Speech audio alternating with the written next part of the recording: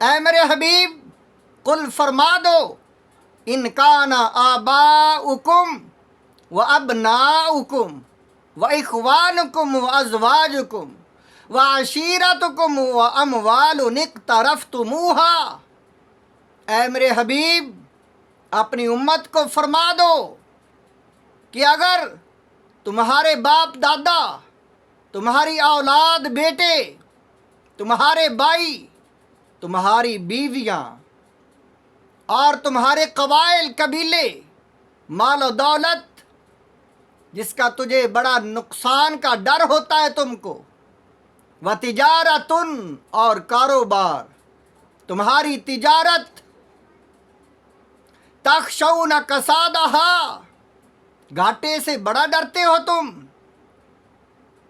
تم ڈرتے ہو نقصان سے، تجارت میں نقصان نہ ہو جائے، ومساکن اور تمہارے محلات، تمہارے گھر، کوٹھیاں، بنگلے، تردونہا بڑا تم راضی ہوتے ہو ان کو دیکھ کر۔ انسان اپنے محلات، اپنی فیکٹریاں، بزنس، کاروبار، تجارت، کارخانے، کوٹھیاں، بنگلے بنا کر بڑا راضی ہوتا ہے اور ان کو دیکھ دیکھ کر بڑا خوش ہوتا ہے۔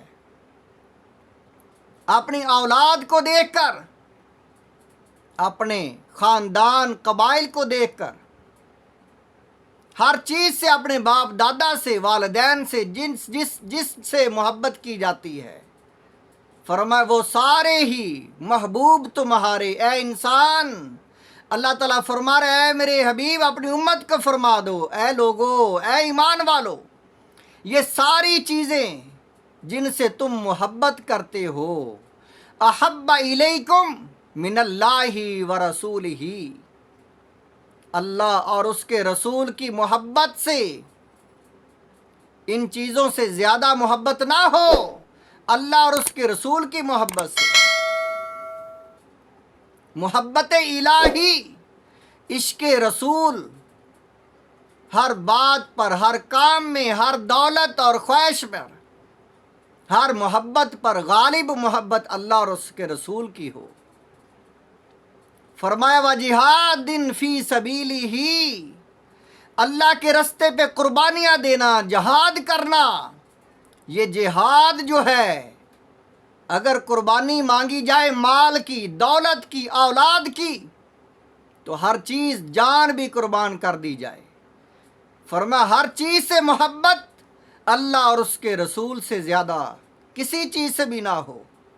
اللہ سے محبت ہو، اللہ کے حبیب سے محبت ہو۔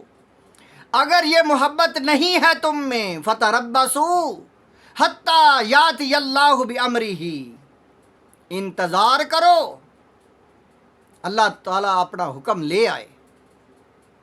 جب اللہ کا حکم آتا ہے تو بہت سے مالدار دیکھے جن کا مال اجڑ جاتا ہے، فنا ہو جاتا ہے، ختم ہو جاتا ہے۔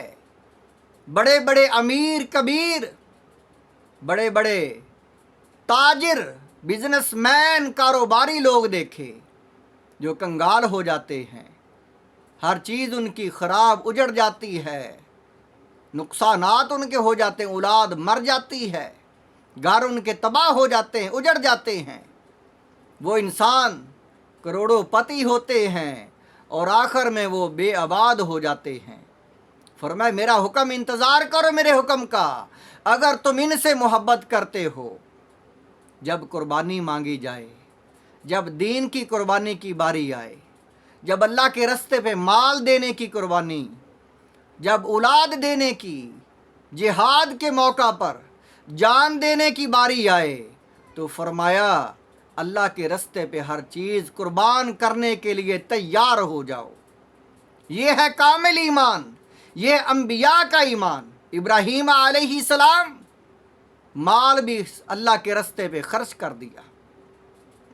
ابراہیم علیہ السلام نے مال کی قربانی دی، ابراہیم علیہ السلام نے اولاد کی قربانی دی۔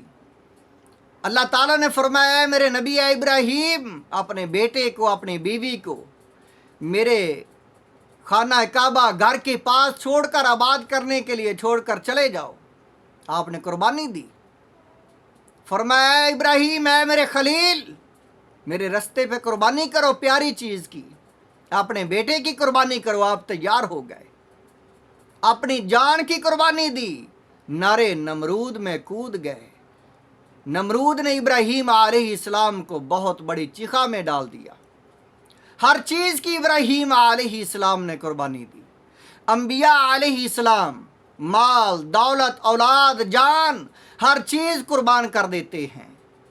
انبیاء ہمارے لیے مشعل راہ، رول ماڈل انبیاء کا ہمارے لیے اسوہ حسنہ ہے۔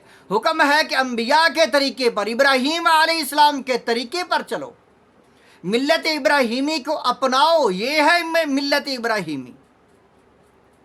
قرآن پاک میں کیا فرمایا؟ اگر تم مال، دولت، اولاد، ہر چیز گن گن کر اللہ تعالیٰ نے بیان کی، اگر ان چیزوں سے اللہ اور اس کے رسول اور جہاد سے زیادہ محبت ان چیزوں سے کرتے ہو تو تیار ہو جاؤ اللہ کے حکم کے لیے۔ جب اللہ کا حکم آئے گا تو کچھ بھی نہیں بچے گا۔ واللہ لا یہدی القوم الفاسقین، اللہ تعالیٰ فاسق قوم کو کبھی ہدایت نہیں دیتا۔